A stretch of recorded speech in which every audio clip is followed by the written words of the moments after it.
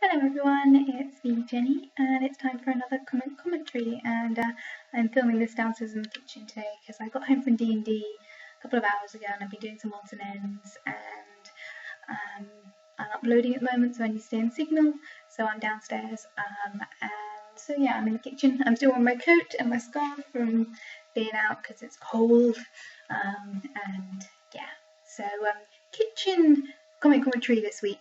And as I said last week, this is going to be a super long one because I'm covering 2 weeks worth of comments, so it's going to be long, it's going to be rambly. Those of you who don't know what this is my commentary where I have just replied to all of your comments on all of my videos for the last 2 weeks via text.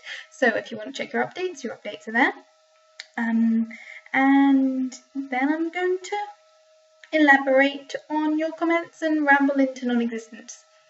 The reason why I film on my web camera is because I do talk a lot for a very, very long time. So there we go.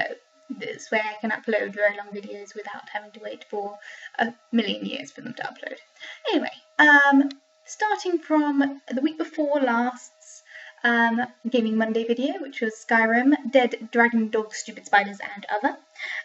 Baxon commented, he keeps thinking of the adage, you make a better door than a window. I don't think I've heard that phrase before. I think I know what you mean, but I think with regards to the guy, by the way, I'm assuming that's my companion that you're talking about. I think I know what you mean there, but I've never really heard that adage before. If you wouldn't mind elaborating in the comments for this video, that would be awesome. KSJ Hawker 94 said this was one of my funnier episodes, so I thank you very much. And maybe you'll find it to see a live show. For those of you who don't know, I stream on Twitch every Sunday evening. 11 till 12 GMT, usually longer, usually it's more like 2.5 hours, and if you want any updates, please go follow my Twitter, that's @tookithometojen, where I post updates. I usually post going to go live in about an hour, and then I usually post when I'm setting up, so you can get the updates. At the moment I'm doing a 2-week new game cycle, 1 week of Skyrim cycle. I might switch that out because I've enjoyed Lego Pirates of the Caribbean so much the last 2 weeks that I might switch out Skyrim for Lego Pirates of the Caribbean and do two weeks of a new game, 1 week of Lego Pirates of the Caribbean. We'll see how you guys feel, but I'm really, really enjoying Lego Pirates of the Caribbean so much. I kind of just want to carry on with it. It's such a good time. It makes me so ridiculously happy. But we'll see how that one goes. Moving on to my anime update, which was my second review for Blue Exorcist, where really bizarrely enough, I linked the video of my previous Blue Exorcist review. I'm wearing the same t-shirt in both videos, and they're I think 1.5 years apart, and it's weird. KSJ Hawker says, what's up with that bear? I'm assuming you're talking about Red Ted, the bear that's behind me that sits on my DVD bookcase.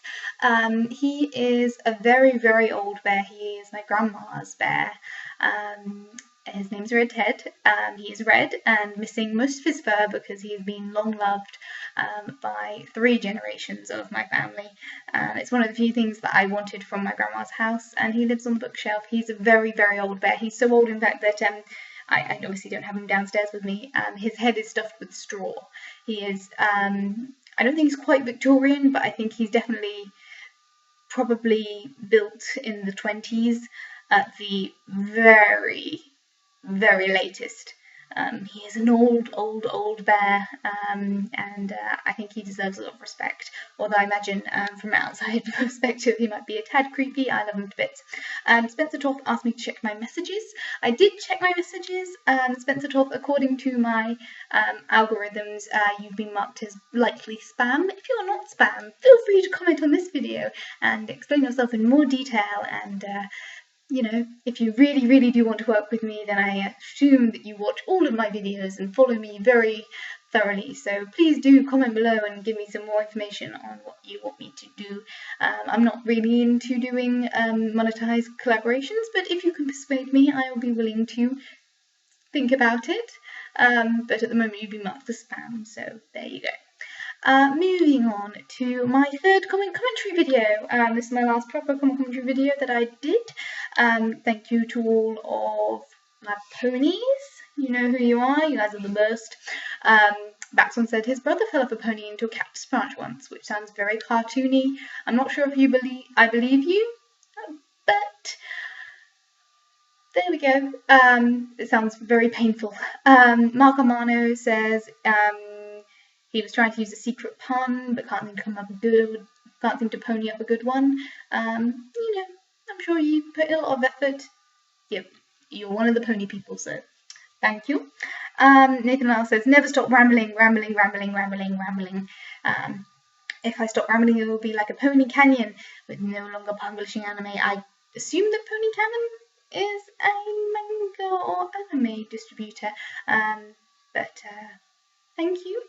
I definitely do ramble. It's a thing that I do with vigour and all of that malarkey. And KSJ says I would look cute in a ponytail. I do like wearing my hair in a ponytail. I like swishing it around at the back, but it doesn't look so good on camera, I've discovered. Like I do prefer wearing my hair up most of the time, but it doesn't look so good in camera, so usually I take my hair down for the camera, because why not? And you know, I like my hair at the moment. It's getting long again, so I feel like I should show it off. But I do like ponytails as well, they're fun. On my Trisha Hershberger Naked Truth on Worst Date, Infinity Plus One has a very, very long story about a terrible experience he had with one of his relationships. So if you want to go and check out that comment, you can. It's very personal. I hope you don't mind me talking about it, Infinity Plus. But yeah, gosh, it's alcohol and first dates rarely go well unless both of the participants are in the same boat in terms of sensible alcohol or substance use. And Nathan La says, I'm not that much of a late bloomer. I mentioned that my first date was when I was 17 or 18, and that he hasn't really had that many dates or hasn't been on his first date. There's no time limit. Like I've talked on Trisha Hershberger's Naked Truth video when it came to virginity. There is genuinely no time limit on anything. You do what you're comfortable with, and that is what you should do. You can't dictate terms on how you're meant to run your life. Everyone grows at a different time, mentally and physically. Everyone comes to a different time at a different time. So, you know, don't worry about it. Life happens when life happens. When you want it, it'll happen. You know, it's just one of those things. On to social media and where I fit into the party and other thoughts. I just wanted to, that was just kind of like a mind crack video. I just wanted to get out some of my thoughts and, you know, talk. So a lot of you commented on that video. So Nathan Lyle says he feels the same way. The only real difference between his real life personality and the internet personality is he's much less reserved. If he says something stupid online, he can delete it and, you know, have control over that. While if you see something stupid in real life, you're stuck. It's interesting in a way because there is that potential for self-editing.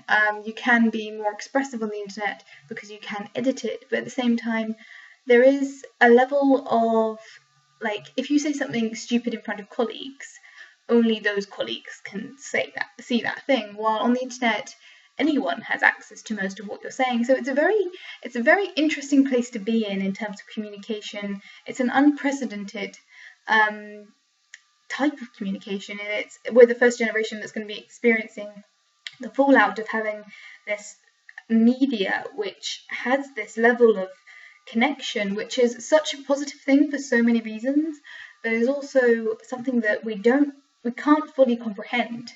I certainly can't fully comprehend it when I try and think of the number of people that I talk with on a regular basis.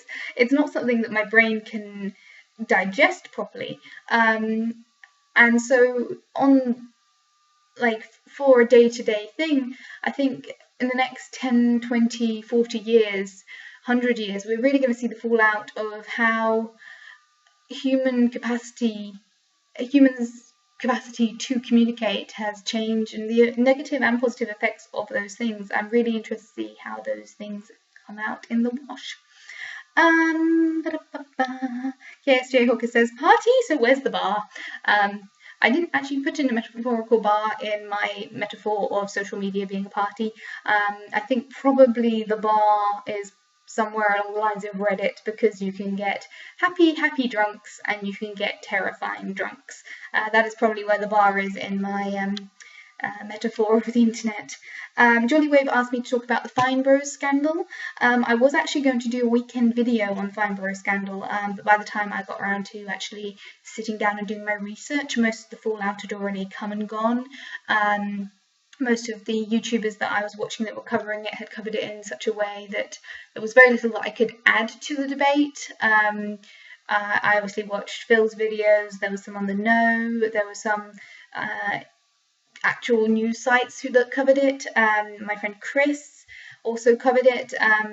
I had a couple of thoughts to put forward, but by the time I had got round to actually compartmentalising all of my thoughts on the subject, the kind of fallout had already happened. The reversal of the decision had already come to pass. So I will try and keep up to date with internet news. The trouble in a way with my system in terms of daily blogging and breaking it down into day events, which is the way that I organise my brain, it's the way that works for me.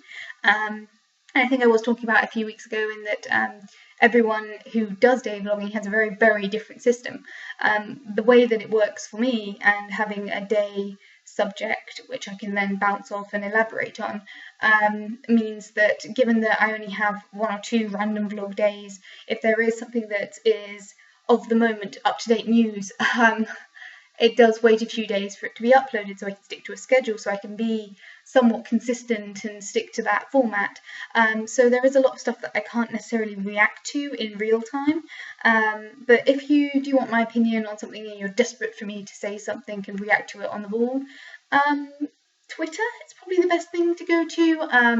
Obviously then I can only respond in 180 characters, but that's probably the place to get my up-to-date thoughts on something. For the most part though, when it comes to large concepts like the Fine Brothers scandal, which cover a multitude of very in-depth, very important subjects, I think 180 characters wouldn't have been sufficient. But depending on, if a lot of you tweet at me and say, we really want you to talk about this issue, then I probably would, if needs be, do a quick web camera video like this sort of thing, where I can talk about something very in detail, which doesn't add to my extremely long upload time. But that's just an idea that I've come up with. Obviously, I would need multiple people to put forward an interest and actually inform me of their interest in order to do that. But it is something I would consider if a lot of people were interested in my opinion. Steve C. Started to write a long comment, but said to simplify it. Again, exactly what I was saying a minute ago, probably because I just read your comment as well. It is a new social paradigm. You were saying that it's the loudest extremes of battling with these platforms. It may all implode. The internet might compress itself. We don't know how the internet and social life and everything is going to work in the next 20, 30 years, which is one of the reasons why I'm so nervous about using social media, and the reason why I made that spew video on my thoughts is I don't know how to communicate on those sort of mediums while still being true to myself, and knowing that, if you have a conversation with someone in real life, your words go into dust. Like, there's the you can never take back a negative thing you said kind of thing when it comes to bullying, and when it comes to, if you've got nothing nice to say, don't say anything at all. But in the end, most words are words in the air. Someone can maybe call you back on it, but for the most part, conversations that you have in person, they come and they go, and if they're important, they stick in your mind, and if they're not, then they're dust. While with internet communication, it's permanent, it's public in so many ways. It's a very complex form of communication that sticks around and has relevance for a longer time in many ways, and is also very contemporary in many ways. And I think I will always have difficulty adjusting to updates in communication and how that affects how I relate to the world and how people relate to me. And yeah, Steve C summed it up very well, and I would recommend popping back and maybe rereading his comment there. Baxorn says, you're always welcome to join our group. I'm assuming you're talking about the Tiny Chat group. I do miss the Tiny Chat group. I always feel, though, I get the Twitter updates and I'm like, oh, I want to pop in, but I feel really awkward now. And I'm sure I'm not. I'm sure I'll be fine and, you know, hugs and all that, but I always feel like it's weird when, again, going back to my social metaphor of going to a party, I do feel like that party had been going on quite a while when I finally got the nerve up to be like, hi guys, and then I didn't show up for a long time. So I'm sure, like, they're all absolutely lovely people, and I've met most of them in person, and they are phenomenal and wonderful, but I still feel really awkward when I'm like, hi. I'm kind of at the Christmas card sending stage where I wish them a Happy New Year and a New Christmas, and I love you guys are awesome, but I still feel kind of awkward. I'm like, hi, how you doing? Junk Draw Videos, Adam also said the same thing, and he also said he missed the hangouts, the movie club hangouts. I do miss the movie club hangouts. I miss having that, you know, just getting people together and hanging out with them. I miss the movie clubbers so much. I miss all of you, like. And again, because of my nervousness with communicating on social media in a social manner, I see your conversations that go past, and I love the sister wives and all of you guys. I'm like, how do I talk to you guys? I miss you. I feel like if I could, I feel like I should book some sort of, you know, 3 months down the line, set a date for us to have a movie club reunion hangout, because I really, really do miss you all. And you're all lovely, and you've all got such wonderful, complicated lives. I feel like the only way to do it would be to book it and do like maybe a 24-hour live stream so that we can get everyone in their time zones and we can kind of, you know, actually catch up properly. And it wouldn't have to be like, in fact, it probably would be better if it wasn't actually live. It was just us hanging out, because I miss you guys as people. I miss you guys all so much. So yeah, I need to maybe work on that with you guys at some point. No obligation to do it ever again, but I miss you guys so much, and it would be lovely to hang out with you again. Moving on, thoughts on doing my backup video, which I filmed only a few weeks ago anyway, but I ended up getting behind, so I used it. Chris Roberts says, trying is better than not trying, in the immortal words of Shia LaBeouf. The beef, just do it. And yeah, not that I particularly like Shia LaBeouf as a person. I think he's a little bit on the unstable side to invite round for a cup of tea. I could be wrong, but there's a lot of things that I hear and see and all of those which I maybe wouldn't invite him around for a cup of tea, but the sentiment is true. Just actually doing something is so much better than just not. Like, having the power to push through and just do something is so much better. I have procrastination posters for a reason. Doing something is good. Nathan Lyle says, go home, Jenny, you're drunk. I was stone cold sober during that. I was just really tired. It was kind of a rambly, messy video, but there we go. And I was physically sat on my bed, so I don't think I could have gone further home. But thank you for the advice. And KSJ said, do the do, which I will try to do. Moving on, Gallivan Sleepy First Impressions review. Going from the bottom, Ranger 7 Studio says he really enjoyed he wasn't very fond of the first season, but really enjoyed the second season. The songs were much more varied. I definitely found that a lot as well. My sister, who watched both seasons and recommended the show to me, said the first season was pretty much they'd have one song for the episode and just have variations on that same theme for the entire episode, and then have a new song for the second episode, and it'll just be variations on that theme. And that did hold true. It did feel relatively repetitive, while the second season is better in pretty much every way. They have much more arcs for each character. They have much more flexible relationship patterns than in the first season. The songs are better, the dancing is better, the production value is surprisingly better, considering it's the second season on a series that really was surprising that it got a second season. I think the humor's more developed in the second season.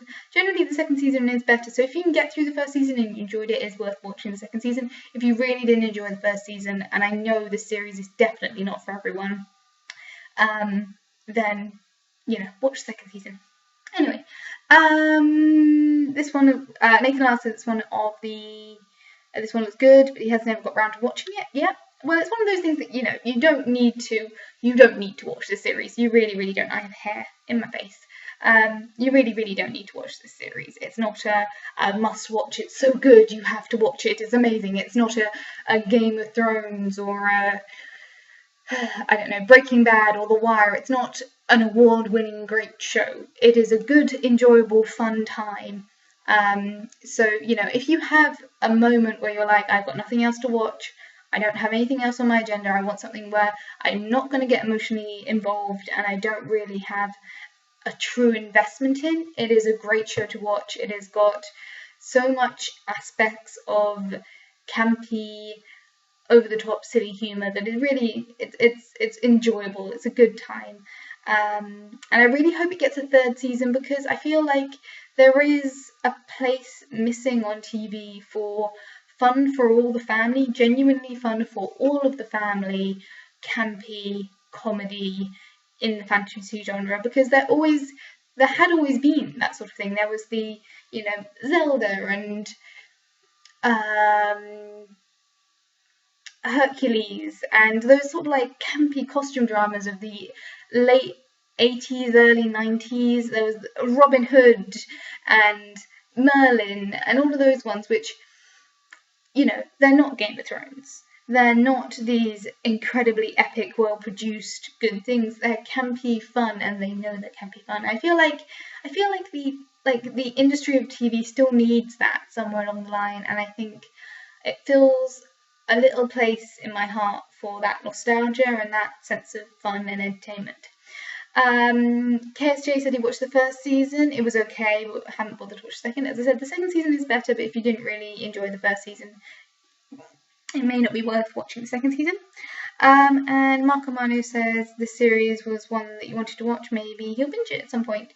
As I said, all the stuff I've said in both of this video and the previous video, if you want to check it out, it is worth checking out. If you enjoy it, you enjoy it. If you don't worry. Moving on. Not really a comic commentary. Last week I had a headache, so I didn't do a comic commentary, which is why I have had such a long comic commentary so far today. I honestly don't know how long this video has been going on, but it feels like it's been going on for a while. So, KSJ left,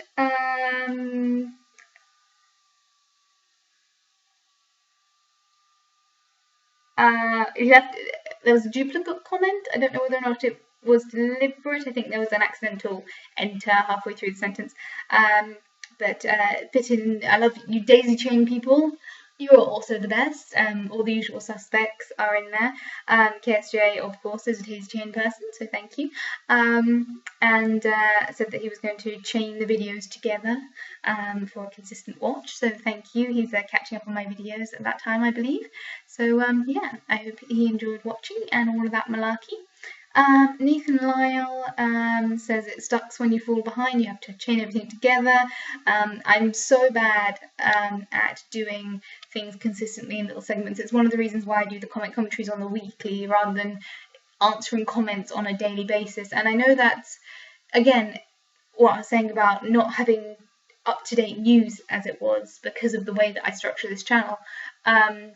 It's kind of, I'm sure that I would get more views and I would get a slightly more invested audience if I answered comments on the daily, but I feel like it's better to have this streamlined cut-off week to week and then the commentaries midway through the week, because it leaves me with set deadlines and set timelines.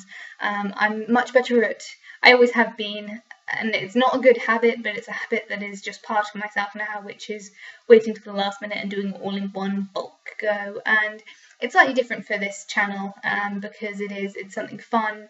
And it really doesn't take that much time to do all of this stuff, but it is easier for me to do it in one go, so I know that I've done it all.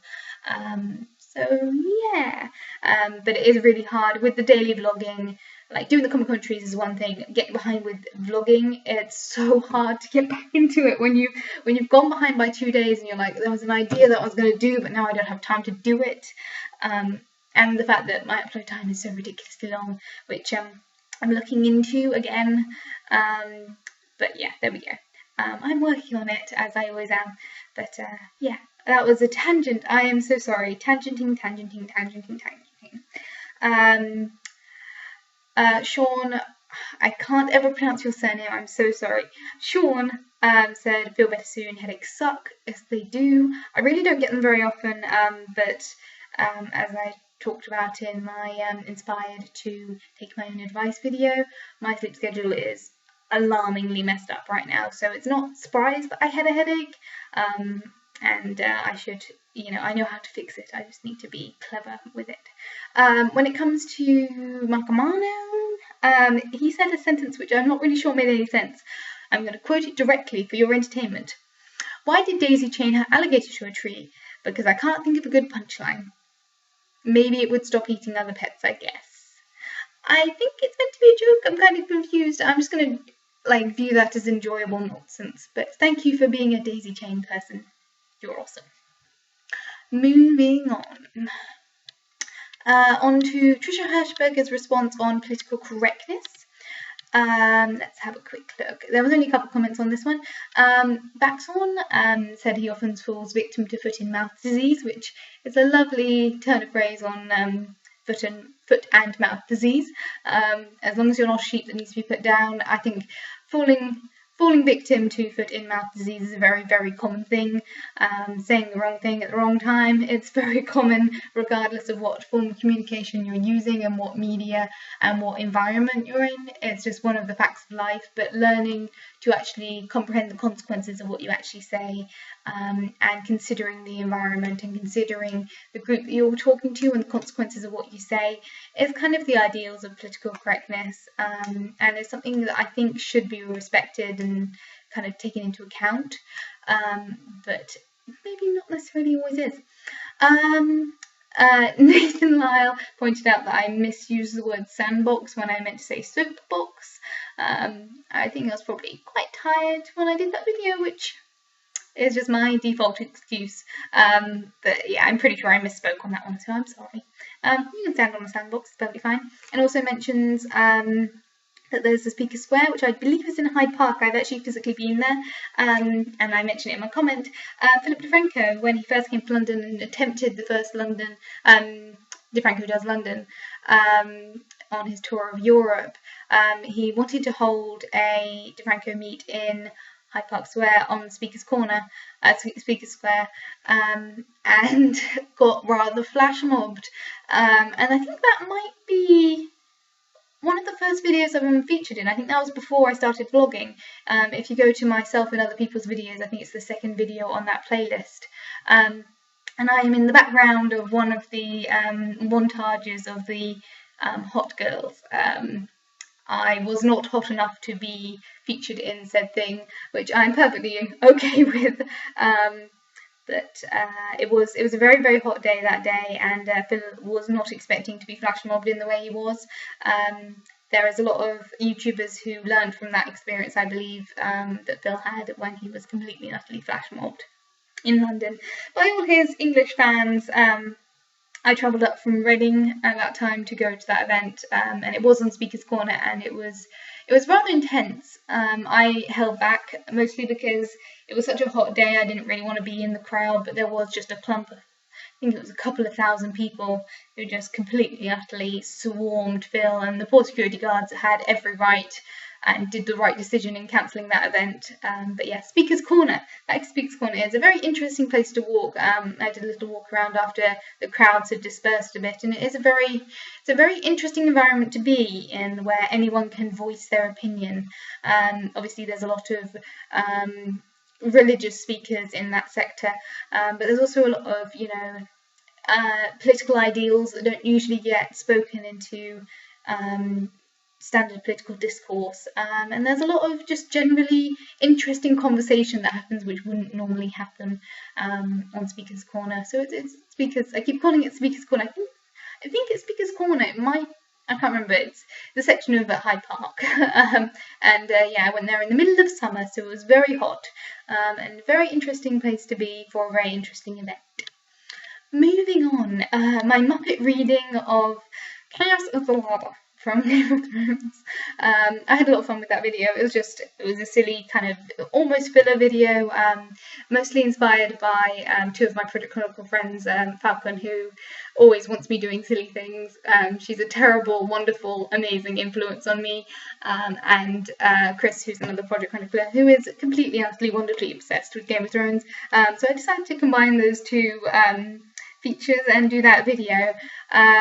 Anna133199 said, one of the best Game of Thrones features with a Muppet voice. She can die happy now. I really hope she doesn't die happy. Well, no, I hope she dies happy when she dies. I hope she doesn't die anytime soon. But I'm very glad that she enjoyed the video. I will possibly be doing more stuff like that as it goes. But be careful, the night is dark and full of puppets. Moving on. Sean said, even though he doesn't watch Game of Thrones, it was a cool speech, and the Muppet voice ending with the cross eyes was cool. Do other speeches from movies. I will consider it. There's a lot of very epic speeches and very epic poems that I really love that I wouldn't mind doing in various silly voices. It's one of those things that I like experimenting with random things. One of the things that Falcon suggested a while ago was doing just Janita's sound effects. I like tinkering with my voice because I can't sing to save my life and I can't do accents, but I have a reasonable amount of range when I actually put in effort. So I might do more things like that as we go. Same with Nathan Lyle. He says my Muppet voice needs to be a regular thing. So we'll see how it goes. You guys are all very complimentary, so thank you for that. Moving on. We're nearly there, guys. We're nearly there. Let me just see how long this video is. 31 minutes. Oh my god. Oh my god, it's terrifying. So, inspired to take my own advice, Mark Amano says he needs to go to bed a little bit earlier and getting up a little bit earlier. It's a great plan to do, but he didn't do it. And he usually gets up with about 10 to 20 minutes to spare. I'm terrible for getting up with 5 minutes to get out of the house. It's the advantage of living so close to my work is I can roll out of bed and be at work, fully dressed and ready to go within about 10 minutes, which is an awful temptation for me. Going into more details, Red Sky Blackbird says, define mess up. He usually stays awake till 3 in the morning and sleeps until 12 AM, and that's normal. The thing that happens with me is I have almost zero consistency when it comes to my sleep schedule. Thinking back to my teenage years, I was never particularly good at having a sleep schedule of any kind outside of when I actually had a bedtime. When I was in secondary school, I'd get up at 5, 6 in the morning, or 6 in the morning on average, and get up and go downstairs and watch cartoons for a couple of hours before school, go to school, come home, slouch in front of the TV, do my homework, read a book, go to bed at a set time. But I would obviously get up slightly too early and then go to bed slightly too early. But then I would sleep through the night. While when it came to sixth form, it got slightly messed up in that I was staying up slightly later because I didn't have a bedtime. So I had a laptop, so I was doing more things on that instead of having to use the family computer. And I also, when I was, depending on what my timetable was for that day, I could have lessons starting in the afternoon or mid-morning instead of having to get up for a specific time in order to catch the bus into school. So that's when it started to get kind of really wonky. I was also going through a very difficult time during sixth form. And then for university, it got even worse because even then, like, staying up later, you stay up even later when you have friends who do drunken parties till late. And similarly, when you have lessons that don't start till 6 PM, again, it's very difficult to incentivize yourself to get up early in the mornings. So that's when it got really wonky, really wonky. Then after uni, for the most part, my sleep schedule kind of evened out a little bit, and then I got international friends, which gave me the excuse to stay up late again. So the thing with my sleep schedule at the moment is going to bed consistently at, say, 3 AM and getting up consistently at 12, it's absolutely fine. That is a consistent sleep schedule as long as you can work it within your life. My work shifts can start any time from 7 o'clock in the morning till, like, physically being at work at 7 o'clock in the morning to being at work at 12 or 1 or 6. And and that in itself is fine, but if I'm not going to bed until 2 in the morning or 5 in the morning or 7 in the morning, sometimes I can get myself 2 hours sleep at night. Sometimes I sleep for 14 hours. When I was at during sixth form, I'd sleep for an average of 3 to 4 hours a night, but then on the weekends I would then sleep for plus-wise of 10, 11 hours a night. Well, now, because I work the weekends, I work during the week, I have very flexible shifts, and I have international friends, so I stay up very late. I don't have any level of consistent sleep pattern, so when I'm tired, sometimes I'll take a nap in the afternoon, and then I stay up later at night because I can't sleep because I slept during the day. Basically, my sleep schedule is always messed up.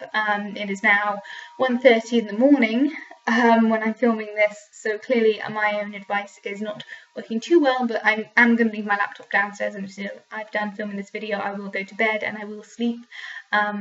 It is the day after tomorrow, so that helps because I can lie in, but I need to actually then get up.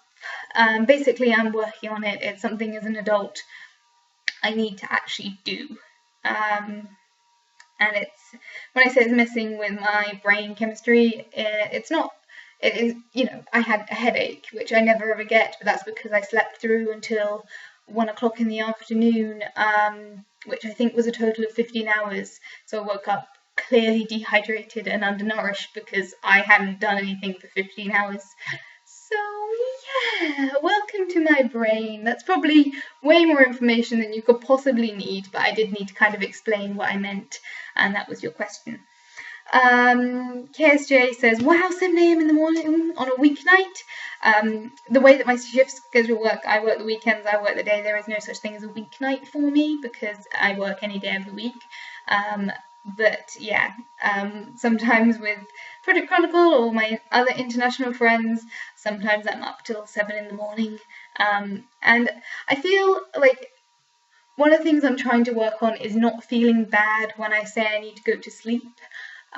Usually with those hangouts they start around 2 o'clock in the morning, so I'm trying to actually be strict with myself and say it's 4 o'clock in the morning. I don't need to feel guilty about letting myself go to bed, and that's another thing that I'm working on. But yes, basically my sleep schedule is messed up. I do need to obey the Gremlins rule as suggested by KSJ, and don't feed after midnight and all that sort of things. When I let myself sleep, I do sleep. When I don't let myself sleep, I'm very easily tempted to sleep in late, and I'm very easily tempted to stay up late, and after work I'm very tempted to get into my bed and snuggle up, and those three patterns lead to an incredibly messed up sleep schedule, especially when you have work and social life and friends and internet.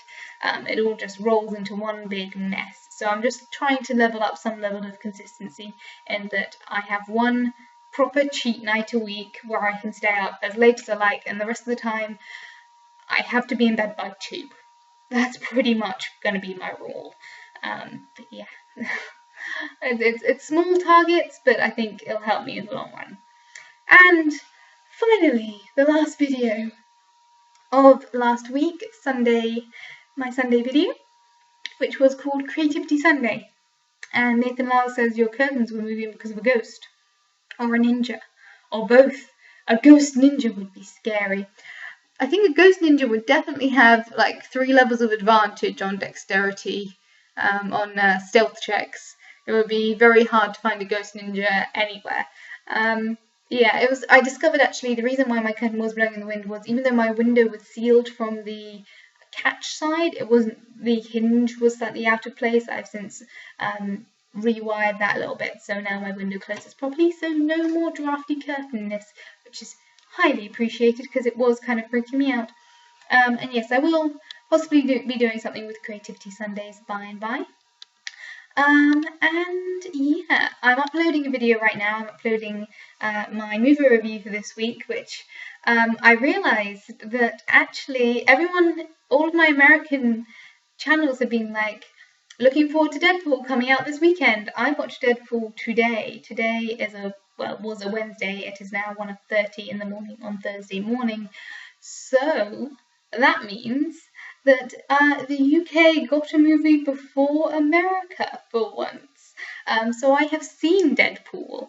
I really enjoyed Deadpool, and the review has already come out by the time you're watching this video. But I'm kind of happy with myself that I got to see it before American people's. And I really enjoyed it. And that review is going up now. It's got another couple of hours worth of upload time. So when that video is up online, I will upload this video. In the meantime, thank you for watching. It's 40 minutes long, so this is a pretty average commentary considering it's been 2 weeks worth of comments. Thank you all for your comments this week. It's one of my favourite things to do. I like interacting with you guys and turning this whole thing into a conversation. My secret word of today is going to be soap. So if you don't know what that is, I put in a secret word at the end of these commentaries. It's a trick that I've learned from one of my internet friends. So that if you guys have somehow managed to put up with me for the time it takes this video to get to the end, I kind of want to know who you are. And I want to know who has watched all the way to the end of the video.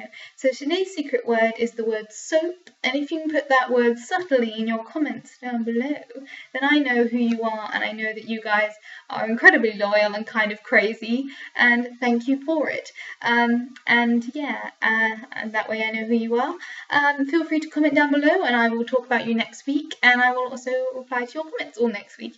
And yeah, if you want to contribute to the conversation, feel free to comment on any of my videos, because I do respond to as many comments as I physically can in person, and obviously on these ones sometimes I miss a comment.